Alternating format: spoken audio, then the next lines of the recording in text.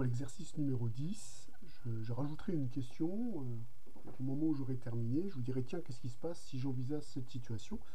Donc, attendez-vous à répondre à une question supplémentaire. Donc, on va déjà s'approprier l'énoncé. Un journal organise un sondage auprès de ses lecteurs comportant 10 questions. Donc, les questions sont numérotées. Donc, elles sont repérables. À chaque question sont attachées 5 affirmations. Pareil, 5 affirmations qu'on peut numéroter. Pour chaque question, le lecteur devra soit ne rien cocher, soit cocher une affirmation, soit en cocher deux, mais dans ce cas, il devra indiquer celle qu'il préfère. Alors là, il y a des choses qui m'intéressent, les soit, qui sont en général associées à une union disjointe, puisque a priori soit exclut les autres possibilités, et il devra indiquer celle qu'il préfère. Ça indique un ordre. Donc il y a un ordre de préférence ici, très clair, qui est marqué. Là, il y a un ordre de préférence. Alors moi, dans ce qui m'intéresse ici, c'est pas trop le de préférence. Ce qui m'intéresse, c'est la notion d'ordre qui est attachée à cette affirmation. Donc on vous demande de calculer le nombre de réponses possibles au sondage. Alors pour répondre à une question comme ça, ce qui me paraît important, c'est déjà de formaliser à quel genre de dénombrement on a affaire, si possible par une structure ensembliste du cours. Et là, on peut envisager deux situations différentes.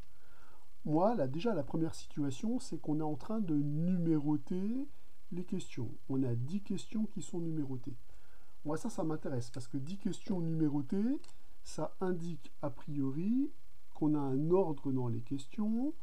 Donc ça fait plutôt appel à la structure de liste, plus exactement une 10 liste, où on va avoir en première partie la réponse à la première question, puis la réponse à la deuxième question, puis la réponse à la troisième question, etc., jusqu'à la réponse à la 10e question. Donc là, je trouve que la notion de 10 listes semble vraiment adaptée au problème que l'on a à résoudre. Ensuite, à chaque question, vous remarquez que le protocole est exactement le même. Donc ça veut dire qu'on va puiser les solutions dans le même ensemble de solutions possibles. Donc là, on a typiquement affaire à un produit cartésien. Donc là, on a affaire à un produit cartésien. Un produit cartésien. Alors un produit cartésien avec des 10 listes. Cartésien.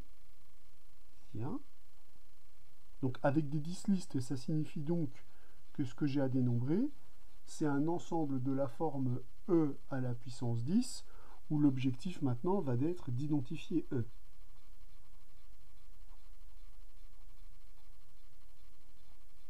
Ça va être la clé. Mais déjà, la structure est posée. On va associer ça à un produit cartésien dans l'ensemble E à déterminer. Alors, pour déterminer cet ensemble E, il va probablement être obtenu par réunion de réponses possibles, puisque soit on ne coche rien, soit on coche une affirmation, soit on en coche deux, mais dans ce cas-là, on indique une préférence. C'est-à-dire, il y aura la réponse numéro 1 et la réponse numéro 2. Ça veut dire que là aussi, il y a un ordre. Ça veut dire que dans cette réponse-là, on pourra l'associer probablement à un couple. Alors, là, il y a a priori 3 ensembles concernés, 3 réponses possibles. Je vais dire qu'il y a les réponses de type E1, les réponses de type E2 et les réponses de type E3. Sachant que 1 sera la réunion de E1, E2 et E3. Et des unions que l'on veut disjoindre. Alors E1, c'est ne rien cocher. Alors ne rien cocher, je vais assimiler ça à 0. 2, c'est cocher une réponse. Là, je vais identifier la réponse au numéro de la réponse. Comme elles sont numérotées entre 1 et 5, j'ai donc a priori 5 réponses possibles. Et pour E3, il s'agit de cocher 2 affirmations, mais indiquer celle qu'on préfère. Donc ça veut dire que la structure des éléments de E3, c'est clairement la structure de liste. On va considérer l'ensemble des couples I et J, mais comme il s'agit de ne pas cocher deux fois la même réponse évidemment. Donc c'est IJ compris dans l'ensemble des couples d'entiers entre 1 et 5 avec I différent de J. Ah mais on sait exactement ce que c'est que l'ensemble E3. L'ensemble E3, ici il s'agit des deux arrangements, puisqu'il s'agit de couples d'éléments distincts. Donc il s'agit des deux arrangements de l'ensemble 1,5. Moralité, l'ensemble E est formé de la réunion de ces trois ensembles disjoints. J'ai donc maintenant identifié E, je vais pouvoir calculer son cardinal. Le cardinal de E est donc, puisque les ensembles sont disjoints, égal à la somme des cardinaux des ensembles considérés. Eh bien 1, puisqu'il y a un seul élément dans E1, plus 5, puisqu'il y a 5 éléments de E2, et dans l'ensemble 3, le nombre d'éléments, c'est le nombre de manières d'arranger deux éléments parmi 5, c'est donc A5,2. Ce qui va donc nous donner 1 plus 5 plus factoriel 5 sur factoriel 5 moins 2, c'est-à-dire factoriel 5 sur factoriel 3. Factoriel 5 sur factoriel 3, c'est 5 fois 4, c'est 20. On va donc récupérer 26.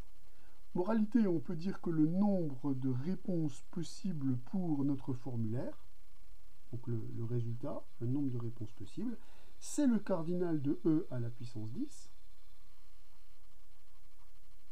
C'est donc le nombre d'éléments de E, 26, à la puissance 10.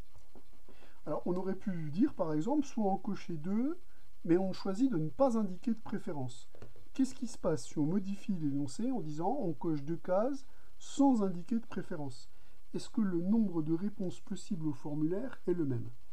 Alors vous remarquez que dans l'analyse, seul l'ensemble E3 change. Le fait de ne pas indiquer de préférence fait qu'on rompt l'ordre. Ce qui veut donc dire que dans ce cas-là, l'ensemble E3 devient quoi? Donc mon E3 tilde, ça c'est par rapport à la seconde question. Alors ça devient l'ensemble des sous-ensembles de la forme I et J, avec I et J appartiennent à l'ensemble 1, 5, et évidemment I différent de J, puisque je dois apporter deux réponses. Donc on reconnaît en fait l'ensemble des sous-ensembles de 1, 5 à deux éléments. C'est-à-dire que ici, on passe du nombre de deux arrangements de 1, 5 aux deux combinaisons de 1, 5. Or, le nombre de deux combinaisons de 1, 5, c'est 2 parmi 5, c'est donc factoriel 5 sur factoriel 3 fois factoriel 2. Donc ça veut dire que divisé par factoriel 2. Donc ça veut dire qu'il va falloir diviser ici le résultat obtenu par 2. Ici on avait obtenu 20. 20 divisé par 2, ça fait 10. 10 et 6, ça fait 16. Le résultat dans ce cas-là sera donc 16 à la puissance 10, résultat possible pour notre formulaire.